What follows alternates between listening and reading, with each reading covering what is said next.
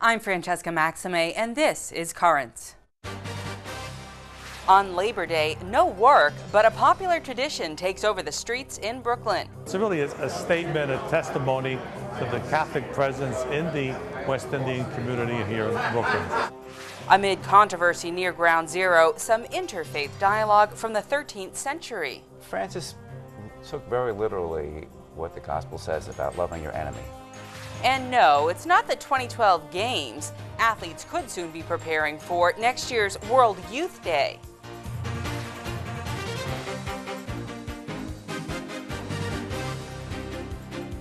Well, thank you so much for joining us on this Tuesday, the day after Labor Day. Matt McClure has the night off. Well, for Brooklyn, Labor Day was a very colorful and exciting day, and that is because of the annual West Indian American Carnival and Parade on Eastern Parkway. This was the 43rd annual carnival, and thousands of people flooded the streets to enjoy the food, the music, and the dancing, and of course to celebrate their Caribbean heritage. For the past 5 years, the Diocese of Brooklyn has had a presence in the parade. Literally thousands of parishioners took to the streets at the front of the parade line. But before the parade got underway, the day got started with a mass at St. Matthew's Church.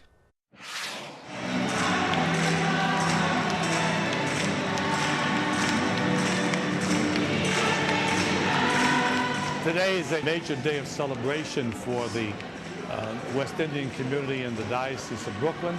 This Mass today is the beginning of our participation in the West Indian Day Parade. We will march as a group. Last year we had over 3,000 people marching with us.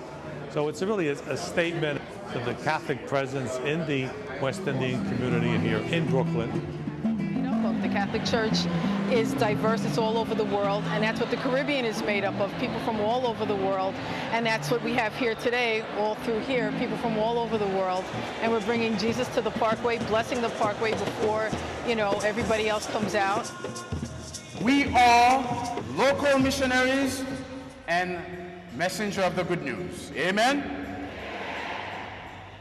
And so we need to wake up and rise up to the challenge of today. What you receive, you need to give to other people and make a difference in the world now and forever. Amen. We let our presence speak. The mere fact that we gather as people from around the globe coming together in the name of the Catholic Church to be present in this parade sets a wonderful example for others. And the bishop himself leads us in this effort. Sometimes the parade has kind of a carnival atmosphere, but we're at the beginning, and so we set the tone a little bit differently.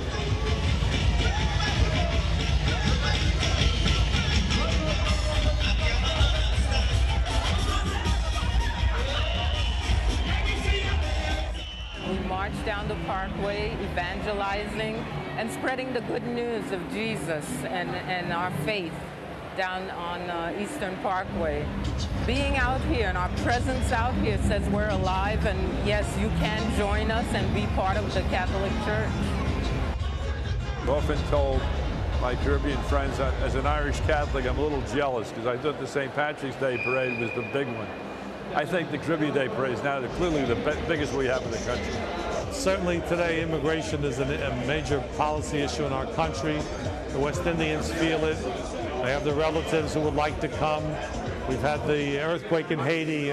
So this is a major policy problem we deal with day in and day out. And we think it is important for us to gather on a day like today, on Labor Day, to come together as people from around the world that reside in the Diocese of Brooklyn, unified, and to be able to celebrate together, pray together, represent who we are as Catholics, and be out in the Parkway.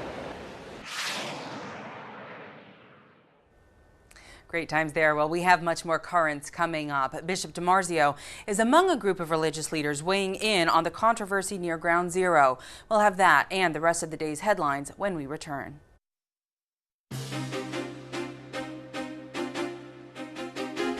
Welcome back to Currents. I'm Francesca Maxime. Coming up later, preparing for the next World Youth Day may involve a big kickoff.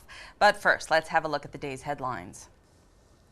Bishop DiMarzio is among a group of local religious leaders weighing in on the heated controversy surrounding the proposed Islamic center near Ground Zero. The leaders, representing different faiths, say there can be no place for religious bias of any kind in any of our communities. The group, which also includes New York Archbishop Timothy Dolan, says the discussions over the Islamic Center have become an unfortunate source of tension and animosity. They say conversations on the matter need to remain civil. Meanwhile, U.S. military leaders say that a Florida church's controversial plans for September 11th may be a matter of life and death for U.S. soldiers. We get details from CNN's John Zarella in Miami. The uproar over what a small Gainesville non-denominational church is planning is incredible. The church, called the Dove World Outreach Center, with a membership of 50, has announced that it will burn Qurans on 9/11 as a way to draw attention to what it calls radical Islam. Now, this plan has drawn the outrage of generals in the United States military, Generals Caldwell and Petraeus, both coming out saying this could lead to a real serious problem for U.S. troops in the Middle East, particularly in Afghanistan. We're over here to defend the rights of American citizens, and we're not debating the First Amendment rights that people have. But what I will tell you is that their very actions will, in fact, jeopardize the safety of the young men and women who are serving in uniform over here, and also undermine the very mission that we're trying to accomplish. I would hope they would understand that there are second and third order effects that will occur that will affect that young man and woman who's out there on point for America, serving their nation today because of their actions back in the United States. Late Monday afternoon, an affiliate station caught up with the pastor, Terry Jones, and asked his reaction to the concerns of the generals. If out of this some type of retaliation should take place, we are deeply sorry for that. If people should lose their life, that would be tragic. Still, I must say that we feel that we must sooner or later stand up to Islam. And if we don't, it's not going to go away. I also had an opportunity to speak with Jones, Pastor Jones, and he told me that he felt that they had to make a stand now and that he was not going to back down. But when I pressed him and said, look, the generals are saying that the lives of U.S. soldiers could be put in danger because of your actions. And he said that the door was still open, that he might possibly decide not to go ahead with that Quran burning on 9/11. If he does go ahead with it, it'll be violating an ordinance because on 2 occasions he's applied for permits to go ahead with his burning of Qurans, and on both occasions now, the city of Gainesville has denied him a permit. If he goes ahead with it, he'll face a fine. Well, that is CNN's John Zarella reporting. And that church's plans have added to concern over the rising tide of anti-Muslim attacks around the country. That is why today leaders from different faiths met with Attorney General Eric Holder to discuss the steps he and the Justice Department can take. This year, the anniversary of the September 11th, 2001 terrorist attacks coincides with a Muslim holiday. Meanwhile, the Vatican is expected to ask for clemency for an Iranian woman sentenced to be stoned to death for committing adultery. Vatican spokesman Federico Lombardi says when the Holy See gets involved in these cases, it does so not in a very public way. He says the Vatican was following the case closely. The woman in the case pled guilty to illicit relationships with 2 men after her husband died. She later retracted her confession. From Chile, a local archbishop brought gifts for the miners who have been trapped for more than a month. And as we hear from Rome Reports, they come with a special blessing. The Archbishop of Santiago, Cardinal Francisco Javier Errázuriz, has given 33 rosaries blessed by Pope Benedict XVI to the miners trapped 700 meters underground in San Jose, Chile. It's not the Pope's first gesture to the miners.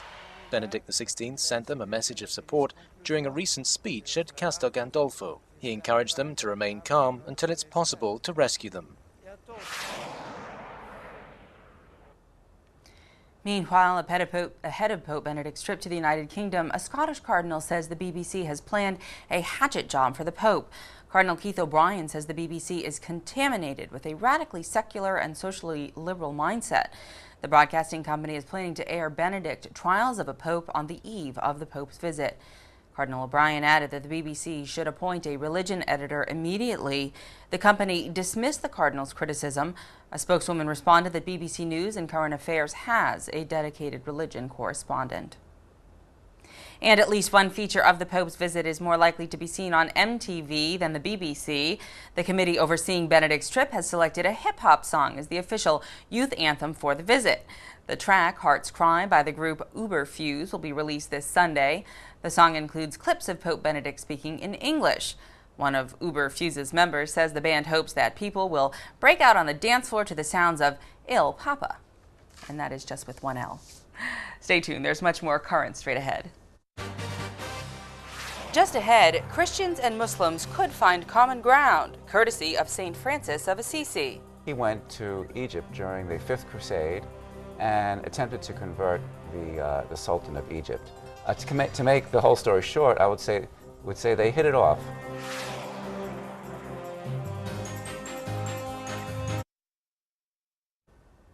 Welcome back. Well, as controversy continues to swirl over the proposed Islamic Center near Ground Zero, a congregation in Tennessee is taking a different approach to a mosque being built near Memphis. Jamel Major has details. These words say it all. Once we put up the sign, probably within 3 days, people from Memphis Islamic Center contacted us, and they were overwhelmed with emotion, that we would be so welcoming. Steve Stone, pastor of Heartsong Church, says when he heard about plans for the multi-million-dollar Memphis Islamic Center complex being built near his church, he knew he had to react. I don't know a lot about Islam, and I only knew one fellow who is a Muslim. And so, I knew it was going to be a learning process for me, but we follow Jesus, and he tells us to love our neighbors. Stone says he hopes that by putting out a welcome mat for Muslims, it will send a strong message to those who may have associated Christians with being anti-Islam. People that associate Christians with folks that are afraid of or don't like Muslims, I can't judge those people that are Christian. I just believe to take the name of Christ and to be hateful and do hateful things is a real insult. To prove his point, Stone says the Heartsong Church congregation is taking its new relationship with members of the Memphis Islamic Center one step further. Their facility was not quite finished, still isn't, and they came and asked us if they might be able to use our facility for Ramadan prayers, which we took as a high compliment. Stone says it's the beginning of a friendship he hopes will inspire others to love their neighbors. Well, that is Jamel Major reporting. For another example of Christians and Muslims finding common ground, look no further than one of history's most celebrated saints, Francis of Assisi. Last year, I spoke with author Paul Moses, whose book The Saint and the Sultan sheds light on a side of St. Francis that many may not know about. And we are here with Paul Moses. He is the author of the new book, The Saint and the Sultan, subtitled The Crusades, Islam, and St. Francis of Assisi's Mission of Peace. Welcome to Currents. Thank you very much, Francesca. Thanks for having, having your book and talking a little bit about it on our show. Tell us a little bit about this book and St. Francis and how perhaps it explores a side of him that we may not know about. Well, I became intrigued by this not well-known incident in Francis' life where he went to Egypt during the Fifth Crusade and attempted to convert the Sultan of Egypt. To make the whole story short, I would say they hit it off. Mm-hmm. He didn't convert the Sultan, but I think that what happened between them maybe can be a useful model for us today in this time of tension between Christians and Muslims. So that's what brought me into this. Brought you into it. Obviously, a very bloody time. This is 800 years ago. Christians, Catholics were trying to, as you say, convert. What was it about that meeting that was so significant? What was it, perhaps, that was more of a message of peace as opposed to one of fighting that was dominating the landscape at the time? Well, Francis took very literally what the gospel says about loving your enemy. And so he went at great risk to himself, unarmed. He didn't really know what the Sultan was like. The Sultan was actually very good to the Christians of Egypt. Mm-hmm. But Francis probably wouldn't have known that. Sure. Again, I think that it didn't change history. But looking back, there's something valuable there for us that maybe we can use today. And bring that, please bring that full circle to where we are right now, because obviously there are still a lot of conflicts among the religions, and what can we learn from this incident? Well, one thing we learned is even from the Sultan, there's a tradition in Islam of respect for holy Christians, for holy Christian monks. It goes back to the earliest days of Islam. Muhammad had a respect for the monks that he knew, must have known in the desert. So there's that we can learn. That this tradition is still there, and I talked to some noted scholars of Islam who think it should be, noted and encouraged. And Francis, he, as you said, this was a very violent time, not only in terms of the Crusades, but even in general. Among Christians. There was tremendous violence in the cities of Italy that Francis grew up with.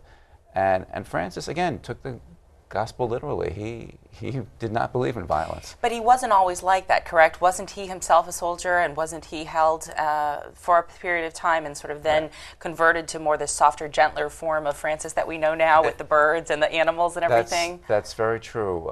It's very hard for us to imagine Francis decked out like a knight with a lance or a sword in his hands. But he was the son of perhaps the wealthiest merchant in Assisi.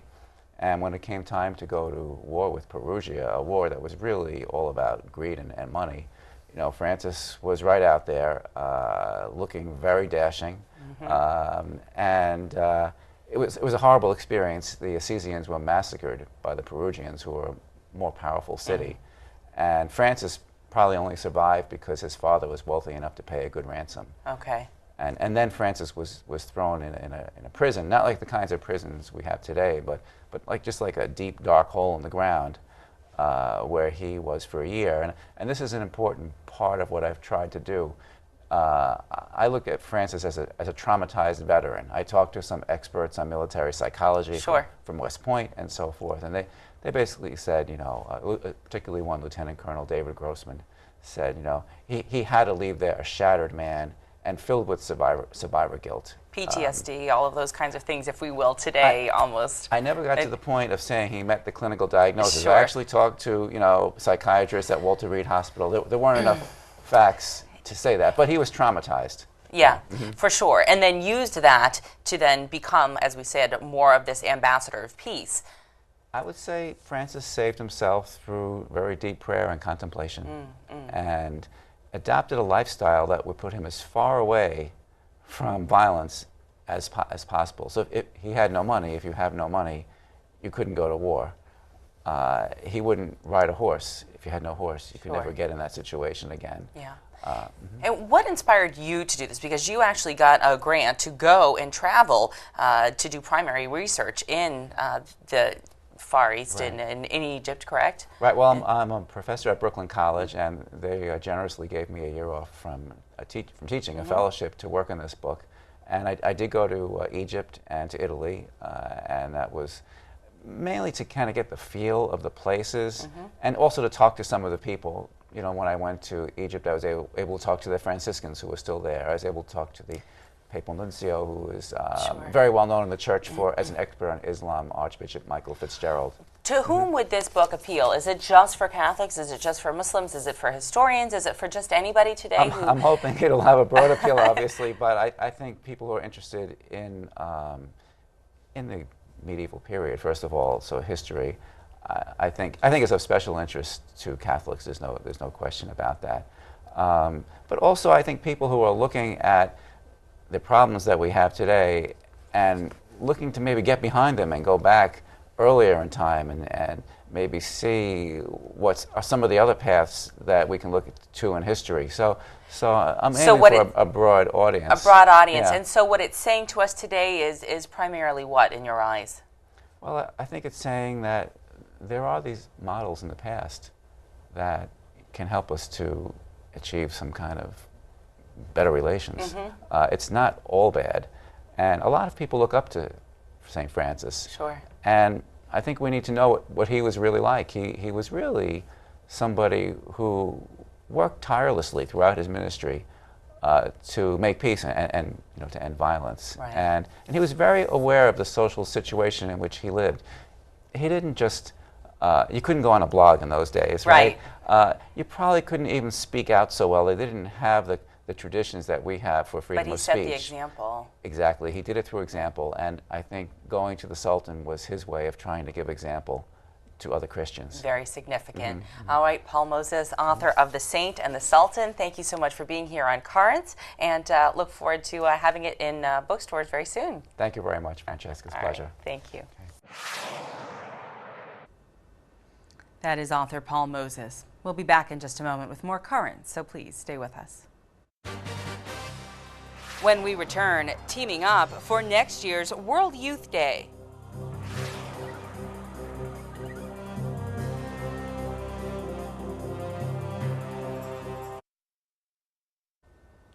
Finally tonight, if you caught our show yesterday, you saw some of Matt's athletic prowess. But he's not the only one breaking a sweat these days. Experts are encouraging young people in particular to get on their feet and stay fit. And a great way to do that, of course, is through sports. And that has prompted the Vatican to come up with an unusual proposal for next year's World Youth Day, as we hear from Rome Reports. The Vatican is considering launching a sports initiative to coincide with World Youth Day in Madrid next year. It aims to help participants get to know each other before the event. Our work with the Madrid, the host country of Spain, and the bishops of Spain who are hosting this, but to make also sport as maybe a means for different countries to get together before the World Youth Day. They have these so-called days in the diocese where the youth will be gathering in Valencia or in other cities outside of Madrid and prior to the World Youth Day. So we hope that sport can be a way to kind of help different countries to meet. Sport and religion are two worlds that seem light years away, but the Vatican department is trying to show that they're not as distant as many think. I think above all, if one lives their faith, the Catholic faith, it takes it seriously, that this is going to have consequences not only off the field but also on the field, know how they play, how they act with others, how they act as a team first of all, but also with their opponent. A good example given by athletes has a huge impact on young fans. With sport, it's easier to transmit and proclaim values such as teamwork, solidarity and effort, values that can be integrated into life off the field. But sportsmen, I think we like to say, first of all, needs certain human qualities, and this is something that sport itself could help. We often hear the buzzword of fair play or being loyal, being honest, being dedicated. Father Lixie is also looking at ideas for the 2012 Olympic Games, a global event for which the Catholic Church also wants to be present. Great idea. Well, that is it for tonight. Coming up tomorrow, pro-life feminists. They're making their voices heard, and what they have to say is both powerful and provocative. We'll hear from some of them tomorrow. Meantime, remember, we are always online at currentsny.net, and you can also check us out on Facebook. Don't go anywhere right now, though, because just ahead is the season premiere of Ask the Doctor. For all of us here at Currents, I'm Francesca Maxime. Thank you so much for joining us. Have a great night.